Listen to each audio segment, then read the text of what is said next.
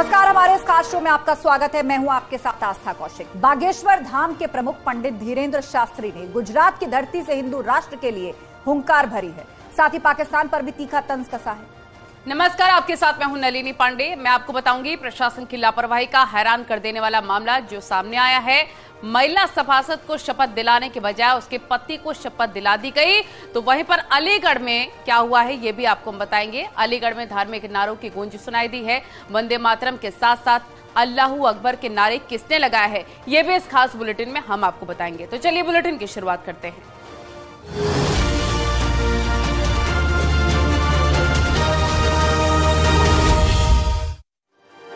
बागेश्वर धाम के प्रमुख पंडित धीरेन्द्र शास्त्री अपने हिंदू राष्ट्र के मिशन पर निकले हुए हैं। गुजरात की धरती से एक बार फिर से हिंदू राष्ट्र की हुंकार भरी है और एक बार फिर से सनातन को सर्वश्रेष्ठ बताया है। ये रिपोर्ट देखिए।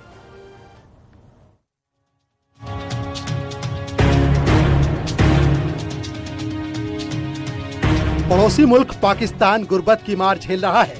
उसके हुक्मरानों के बीच सत्ता का संघर्ष छिड़ा हुआ है। शहबाज सरकार और पाकिस्तानी सेना इमरान खान के पर कतरने में जी जान से जुटे हैं।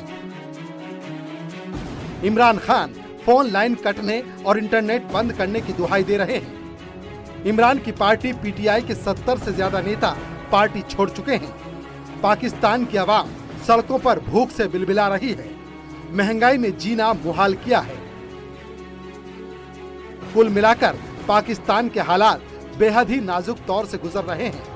पीओके की जनता पहले से ही त्रस्त है। दबी जुबान में वहाँ की आवाम हिंदुस्तान में शामिल होने की बात कर रही है। लेकिन अब पाकिस्तान के इन हालातों के बीच पंडित धीरेन्द्र शास्त्री बड़ी बात बोल गए हैं।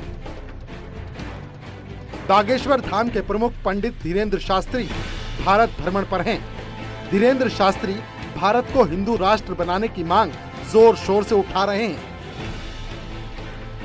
एक तरह से वो हिंदू राष्ट्र के पोस्टर बॉय बने हुए हैं। अभी तक वो भारत को हिंदू राष्ट्र बनाने के लिए जन जागरण अभियान पर लगे हुए हैं, लेकिन धर्म के आधार पर अलग हुए पाकिस्तान पर भी बड़ी बात बोल दी। शास्त्री गुजरात के दौरे पर हैं।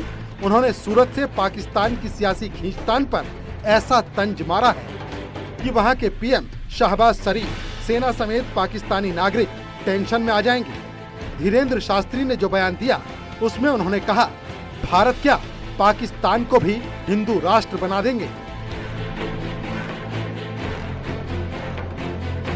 वहीं पीओके के हालात पर बाबा ने बड़ा बयान दे डाला। धीरेन्द्र शास्त्री बोले, पाकिस्तान से पीओके संभल नहीं रहा है, इसीलिए पीओके को राम और हिंदुस्तान की सख्त जरूरत है। पाकिस्तान के बाद धीरेन्द्र शास्त्री अपने देश के एजेंडे पर आ गए। मंच से लोगों को संबोधित करते हुए उन्होंने फिर से हिंदू राष्ट्र के संकल्प को दोहराया। शास्त्री ने कहा, अयोध्या का सपना पूरा हुआ, अब मथुरा की बारी है। कलयुग के राजा हैं और सनातनीय हिंदुओं को अपने हनुमान जी पर भरोसा रखना चाहिए। हनुमान जी के अलावा हम इतना कह सकते हैं, सूरत की इस धरती पर ललकार कर सनातन धर्म के संतों को छोड़कर बाकी किसी मजहब या पंथ के लोगों में ताकत नहीं है कि बागेश्वर धाम की शक्तियों का सामना कर ले गए। इतना कह सकते, अपने बल पर नहीं, हम कोई सिद्ध नहीं है, न हमारे पास कोई शक्ति है, लेकिन अगर तुम नहीं मानते तो तुम्हारी ठटरी, क्योंकि सिर पर सीता राम फिकर फिर क्या करना। हमारे सिर पर श्री बागेश्वर हनुमान है, तो आप सब उन्हीं बागेश्वर हनुमान जी के अनुयायी बनो। मेरे पागलो, चमत्कारों के चक्कर में मत रहो। पर्चे से चमत्कार नहीं होना है, पर्चा बनने से चमत्कार नहीं होना है, हनुमान जी की चर्चा से चमत्कार होना है। पंडित धीरेन्द्र शास्त्री ने एक बार फिर गुजरात की धरती से हिंदू राष्ट्र की आवाज को मुखर कर दिया है। उन्होंने सनातनियों से एकजुट होने की अपील की। Bureau report, news 18।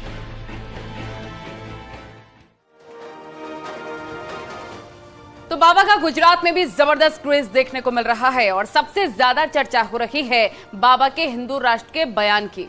हम आपको बताते हैं बाबा ने कुछ दिनों पहले ही हिंदू राष्ट्र बनाने को लेकर क्या टाइमलाइन दी थी। इस रिपोर्ट में देखिए। और हिंदू राष्ट्र को लेकर बाबा बागेश्वर अब तक अपने बयानों तक ही सीमित थे। सनातन के समर्थन पर बाबा के बोल पर एक के बाद एक विवाद होते रहे, लेकिन इस बार तो बाबा अपने हिंदू राष्ट्र के एजेंडे पर एकदम आगे बढ़ गए।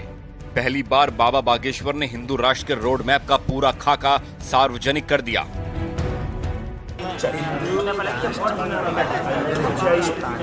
पीछे आते जाएं।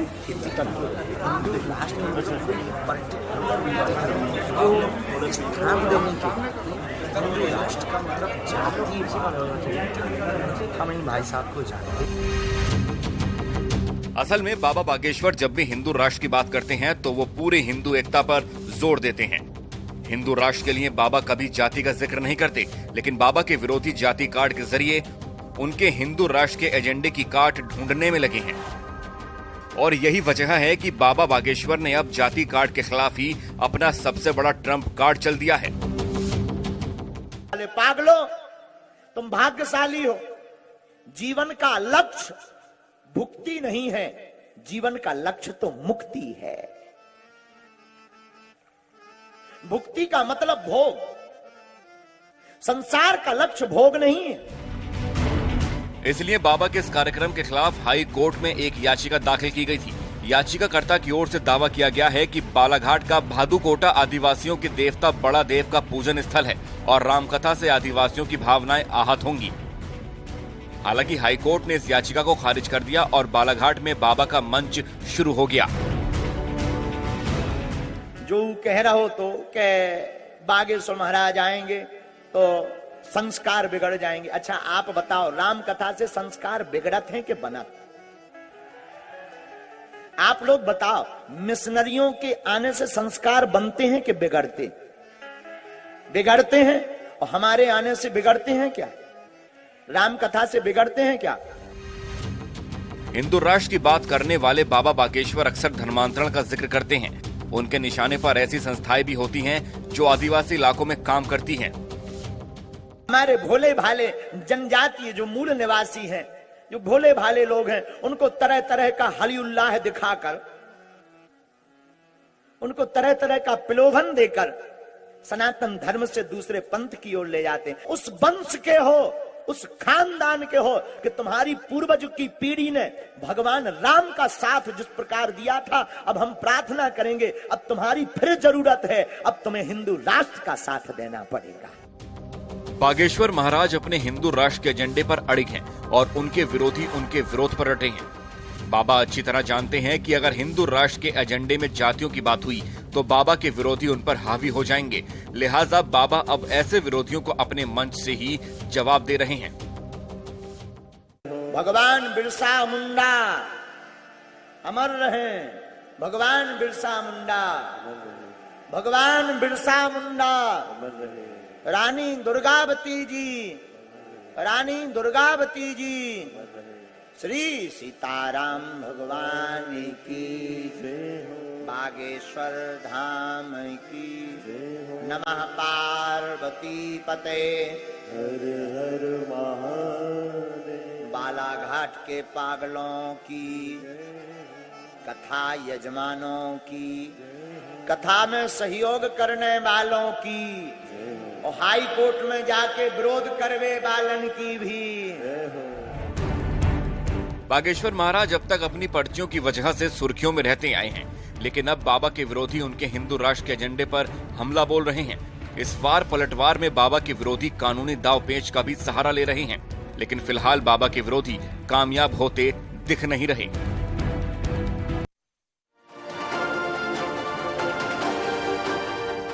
उधर संत कबीर नगर से प्रशासन की भारी लापरवाही सामने आई है। यहां नगर पंचायत अध्यक्ष और सभासदों को शपथ दिलवाई जा रही थी, लेकिन एक सभासद के बजाय उसके पति को शपथ दिलवा दी गई। पूरा मामला इस रिपोर्ट में देखिए। मैं निर्वाचित हो जाने पर ईश्वर के नाम पर शपथ लेता हूं। हाल ही में यूपी में निकाय चुनाव संपन्न हुए। नगर निगम, नगर पालिका और नगर पंचायत के प्रत्याशी चुनकर आए। अब राज्य भर में निकाय के प्रतिनिधियों का शपथ ग्रहण समारोह चल रहा है। संत कबीर नगर में भी नगर पंचायत अध्यक्ष और सभासदों को शपथ दिलाई जा रही थी। इसके लिए सभी लोग कतार में खड़े थे। सभी के हाथ में शपथ पत्र भी था। मंच से एसडीएम साहब शपथ की घोषणा कर रहे थे। मैं इस नगर पंचायत का अध्यक्ष अथवा सदस्य निर्वाचित हो जाने पर ईश्वर के नाम पर शपथ लेता हूँ, सत्य निष्ठा से प्रतिज्ञा करता हूँ कि विधि द्वारा स्थापित भारत का संविधान के प्रति सच्ची श्रद्धा रखूंगा। इसी बीच प्रशासन की बड़ी चूक सामने आ गई। संत कबीर नगर के धर्मसिंघवा नगर पंचायत के प्रतिनिधि अपनी अपनी बारी का इंतजार कर रहे थे, जिनमें महोदय भी शामिल हुए। मजेदार बात यह है कि न इन्होंने कोई चुनाव लड़ा और न ही ये सभासद चुनकर आए, लेकिन फिर भी शपथ ग्रहण में शामिल रहे और ये सब प्रशासन की नाक के नीचे होता रहा, लेकिन किसी को भनक तक नहीं लगी और शपथ ग्रहण पूरा भी हो गया। दरअसल सभासद की शपथ लेने वाले इस शख्स का नाम सद्दाम है। इनकी पत्नी मोमिना खातून वार्ड नंबर 8 से सभासद का चुनाव जीत कर आई हैं, लेकिन मोमिना खातून के बदले उनके शौहर शपथ लेने आ गए। एसडीएम ने नगर पंचायत अध्यक्ष के साथ 14 वार्डों के सभासदों को पद और गोपनीयता की शपथ दिलाई। शपथ ग्रहण का वीडियो वायरल होने के बाद मामला चर्चा का विषय बना हुआ है। वहीं इस पूरे मामले को लेकर एडीएम अभिनव रंजन ने मामले की जांच करने और कार्रवाई की बात कही है। इस संबंध में तत्काल वहां पूछा गया तो जिस जिलाधिकारी द्वारा शपथ दिलाई जा रही थी उसने अवगत कराया कि जो अति विशिष्ट अतिथियों का एक वहां पे एक बैठने की जगह बनी थी, वहां पे उस पत्नी के पति भी वहां बैठे हुए थे। तो जब सामूहिक शपथ ग्रहण चल रहा था तो वो खड़े हो गए थे। तो तत्काल एसडीएम ने मामले को देखा, उसको रिजॉल्व किया और पुनः जो नवनिर्वाचित सदस्य था उसको शपथ दिला दी है और मामला पूरी तरह से रिजॉल्व हो चुका है। और इस प्रकरण में किस सिरे से चूक हुई है इसके लिए जांच कराई जा रही है। प्रशासन से इतनी बड़ी गलती हो गई, जिम्मेदार प्रशासन कर्मियों ने शपथ ले रहे सभासदों की जानकारी हासिल करने की जहमत तक नहीं उठाई। Bureau report, news 18। और यहाँ वक्त हो गया एक छोटे से ब्रेक का। जल्द होंगे हाजिर, कहीं मत जाइएगा।